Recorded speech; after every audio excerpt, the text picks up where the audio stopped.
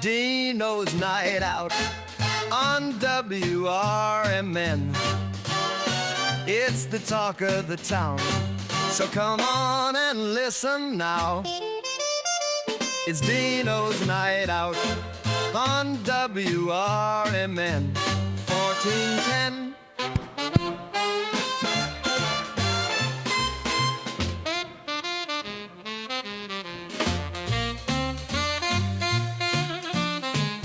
Well, everybody knows I haven't been around for a couple weeks.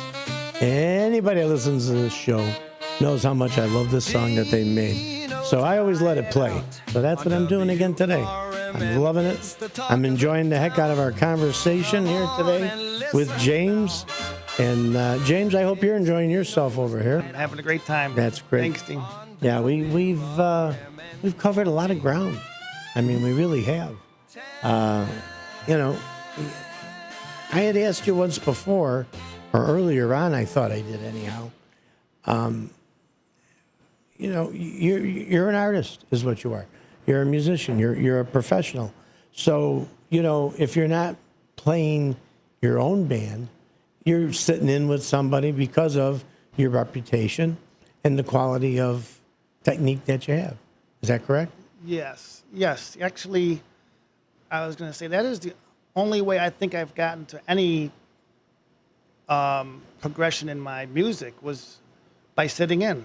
I put my time in and played for free a lot of times just to go out. Number one, to keep my chops up, to learn and keep learning, so I'm not going to, get rusty at what I do. Well, you never wanted a handout. I could tell just by listening to you. You wanted to earn your own way. In fact, I even said that when I did that little promo yesterday. We know you're the nephew. He was a great guy. Jack was a great guy. Look what he's done. Look what he's accomplished. But James is equally, and you got the endorsement from your uncle telling you how good you were. So it's good to stand on your own. It's nice to be able to aspire to somebody, to something, as you have, and to be able to stand on your own. And like you're saying, sit in with these different groups only makes you better the way I see it. Right. I mean, you can be a baseball star's son, and if you can't hit a ball, it's not going to make a difference. You got to go out there and perform. You got to produce. I imagine, I would think, anybody who knew who your uncle was and they had opportunity to have you play with them, that had to be a treat for them. And then once they hear you play it, it's like, man, you're the guy. There's so many people better than me. I want to make sure that's known. The times have changed where the way I learned, they've improved. The kids coming up nowadays, they play after other drummers that are playing on drums. I mean, I'm playing on skins now, what they do with drums. Yeah. With sticks, they're doing doubles and triples and 5 drums and all this. But I would go back to what my uncle would say, when they do their flashy things and do all the speed that they can do. My uncle would just return like, so what? So what? They can't use that in a song. You can't play it in a song. Right. You can do a little show. Right. Right. And that's you want to showboat and you want to do and that's like at the end of the night. Hey, everybody, don't forget to tip your waitress. And we got over here James Costanza on the bongos. And then you do your little ba-ba-ba-ba-ba-ba. And so on the bass. Boo-boo-boo-boo-boo. That's what that's for. Yeah. That's showboating and, doing your own thing. But when you're a part of a band, part of a group, part of something, you got to be a part of that something. That's what made my uncle well known, is he could play to anything. Yeah. And make it fit. Right. Without having to do all that showing off and all that. And professional dancers, to your earlier point, they had the confidence in him, so much so that they would tell him, hey, play, you played that one song. And then boom. And that kept them He would going. remind me, you do all that soloing and busy work. You got to remember, there's people on the dance floor dancing to your music. Right. You can't confuse them. Do you have a special, we're probably close to the same age, if not the same age. And we've seen a lot of different music played, okay? Do you have any particular, is it the word genre or era, I like to call it era of music, that you like better than the other? I don't know. I mean, obviously, I like the Latin. My ears will perk up when I hear a keyboardist, a piano player playing the Montuno or something when they're doing that. But I like funk. I really can get a groove going with some funk music. That's just get a good groove, and then you can do a lot. Well, of because things. again, it's that percussion, it's that rhythm. Yep. Because you could follow, and there again in funk, it's all on the bass player. Right. And if I was going to have two pieces ever, and that's all you could have in my band, I would have to say it would be some type of percussion and the bass player. I've always wanted to play the bass. But the stand-up bass, how cool is that? But a guy in bongos, that's all your hands, right? Yep. There's no sticks on this, is it? No. This is all hand. I will cringe. Yeah. When they use a stick. Yeah. Do people do it with sticks? Sure, they do a few of them. That they can do some things. It's not unheard of. Because I hear, like I've seen, the stand-up bongo, the Congo style, and you hear them like making like a rim shot type thing. Or a slap. I mean, if a hard slap it, because it'd be the way you. Oh, you'd be able to get that same sound? Yeah. Oh, okay. Because I was always curious how that would work. Because it's like there's no sticks in his hand. No. How are you making it sound like a rim shot? And my dad, when he played the bongos, it sounded like bone or a hammer on the.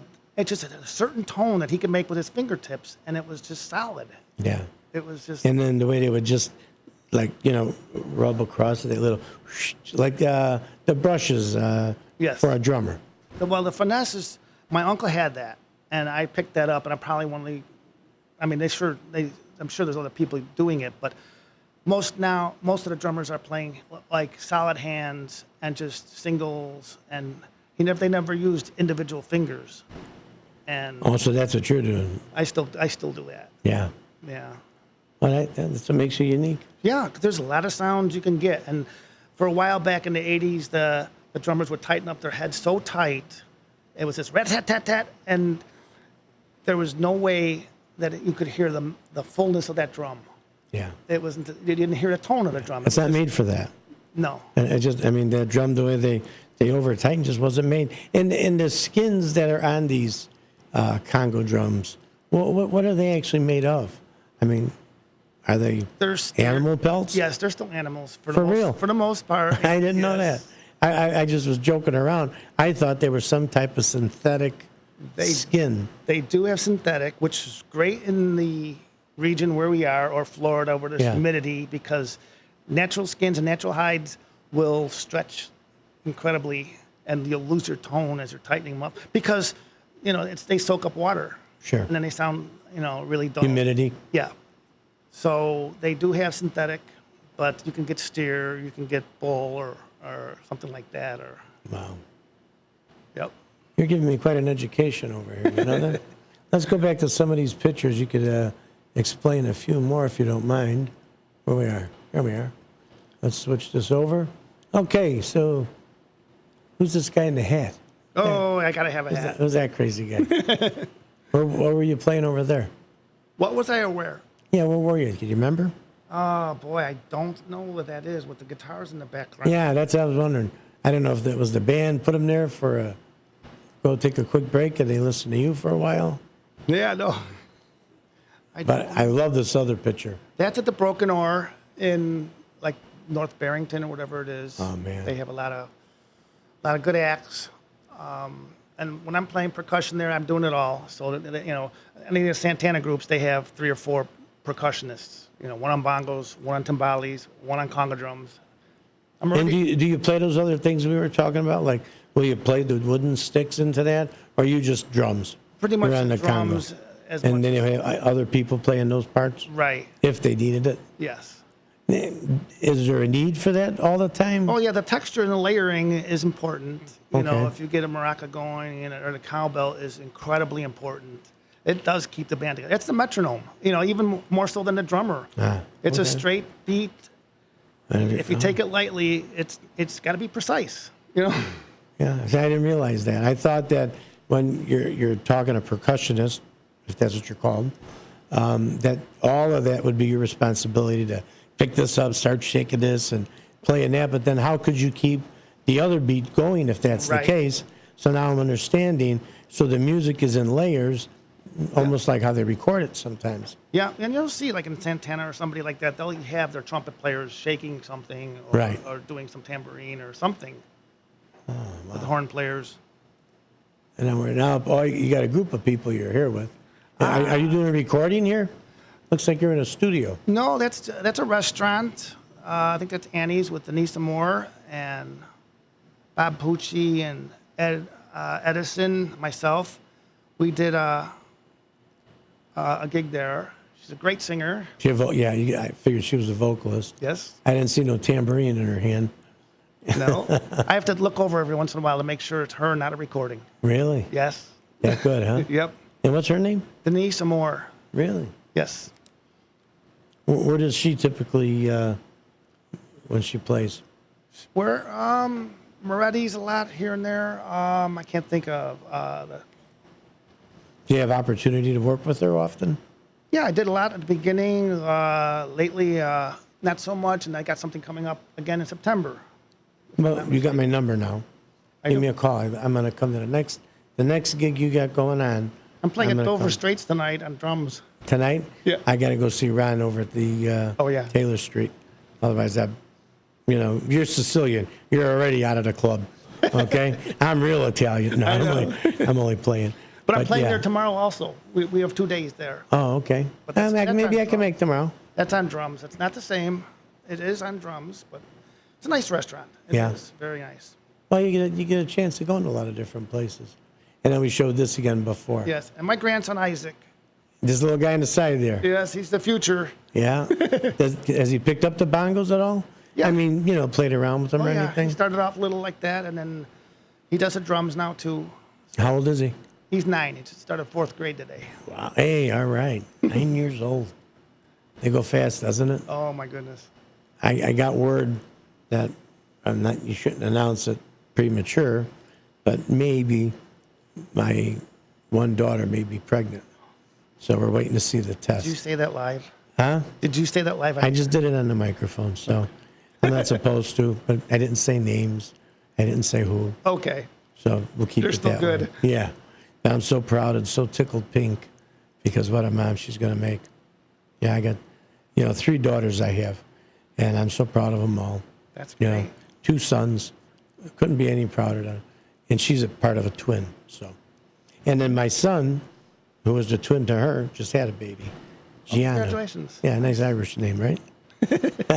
They're on the East Coast in Connecticut. Oh. Thank you. But yeah, and this is another cool picture.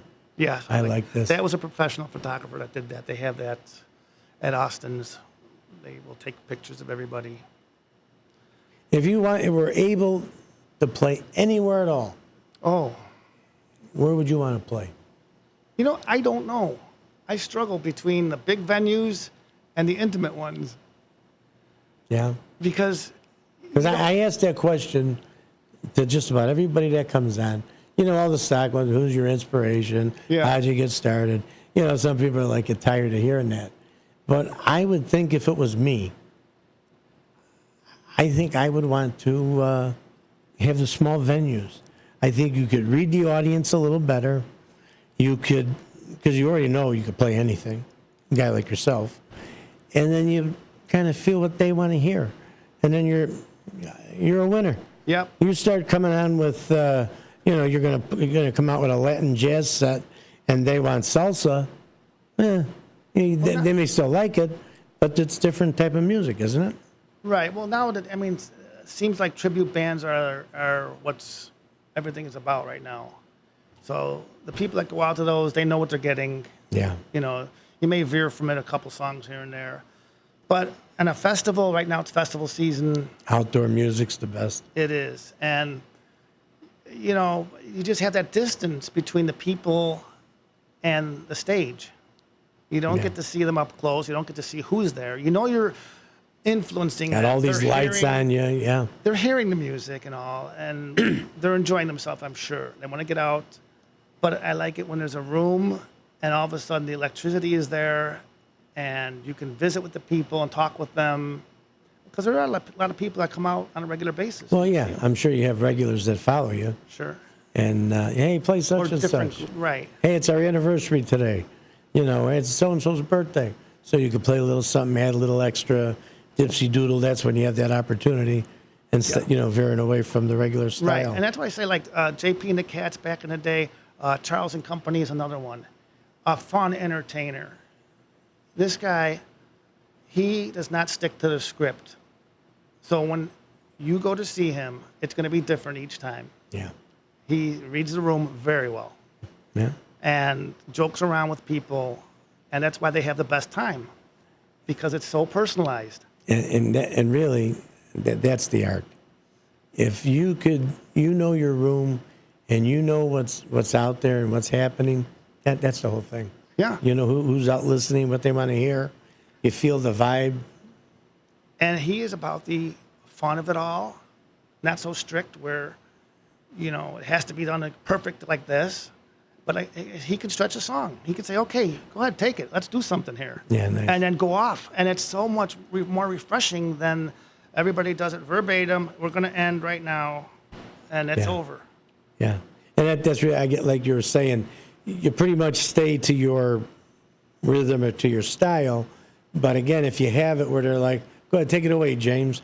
And then you have that opportunity, add a couple 60, 45 seconds, a minute, 2 minutes. And then you throw it to maybe your bass player. Right. And then he does a little bit. I don't know what other way can you call it, but show off time. You know what I mean? And not even show off, but showing your art. Okay? Right. Because this is an art. And this is a talent that you have that not a lot of people have this. And you could see it's a gift. When there's a member of the band that's itching to do something. He's ready to go. It's a drummer. He's got it in him, and he's going to just, pop off on a solo somewhere. And it's what makes it exciting. Yeah, why not give him the opportunity to do so instead of doing it in the middle of a song that you want to go a certain way, and now you got the goofball that wants to get out and gets his frustrations out. Right. Right. Yeah, I can see that, man. Yeah. Now I'm learning a lot from you today. I'll tell you that. You've shown me a lot. We had a lot of people that, man, in this book, ready to get them on. If people want to follow you, those of you listening, it's Costanza, Costanza, James, common spelling, James, @gmail.com, or just go Facebook and put the name James Costanza in there. And you'll see all the different places he's playing at. If I was a little slicker on this computer here, I may be able to pull it up, but I know I'll screw it up. So I'm not even going to try. But, yeah. And you're going to be playing again where tonight? Tonight, Dover Straits with M Crew. Dover Straits. Yes. What time you go on? 7:30. What do you play at about midnight? 11? 11:30, I think. Yeah, okay. Yeah. And then you're going to be Dover Straits again on Saturday night. Yes, sir. Saturday night, we're going to have a drink together. Because I don't think I got much. I got a daytime commitment, but I think Saturday night I'm open. I'd love to come and hear you. It'd be great. Yeah. Great to have you. Great to Dover see you. Straits and 45 or Mundelein and Mundelein. okay. Well, yeah. I'll get over there. I'm going to look on on your Facebook page, and I'll try and find out where we're going to come. So all the different people you've played with, that's another question I ask all the time too, but everybody you've played with, maybe as popular as you or more popular in your eyes than you, who was your favorite person that you were able to put your uncle in there? Besides your uncle, who would you say was, wow, I got to play with so-and-so? Oh, boy. I would think with JP, and it would probably been with Bret Michaels that time when we were doing a show. And Bret Michaels? Bret Michaels from Poison. Or Felix Cavalier, which was kind of fun. He was at the Arcada, buddy. Dean Milano had put together. When you know one person, it can snowball into so many different connections. I really urge networking because, Oh, sure. where I came from, I'm just, like I say, a Chicago kid playing bongos and, But if you go out, you meet people, and all of a sudden I get a Facebook message from you, Dean, and next thing I know, I'm on the radio. Isn't this what this is all about? I mean, really, this is all about relationships. I knew your name. I've seen you play before. And then I saw Gene Garcia. Gene Garcia, a very dear, close friend of mine. And I knew you were friends with him. There's a couple others that you had on your list that, I'm friends with as well. And I said, you know what? Let's see if he wants to come on. And I'm so happy. I mean, elated. I'm not just happy.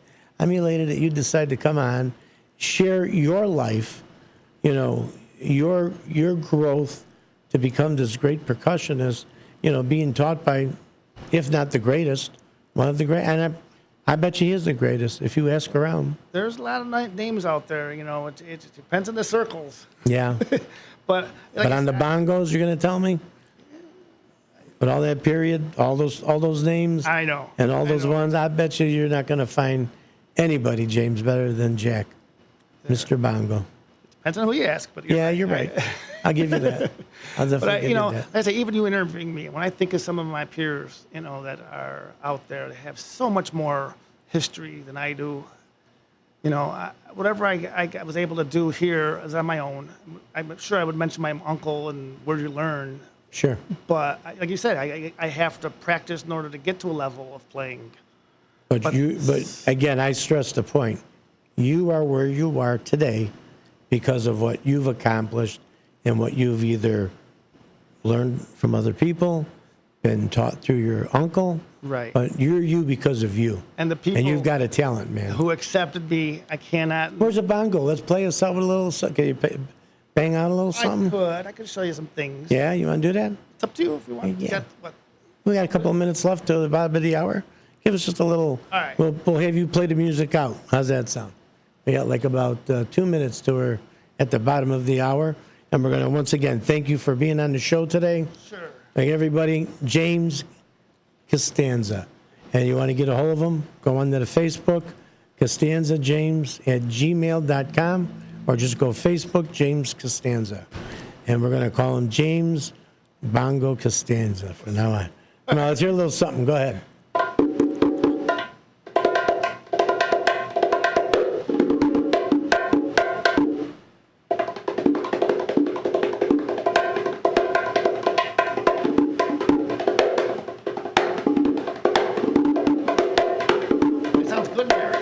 Sounds really good.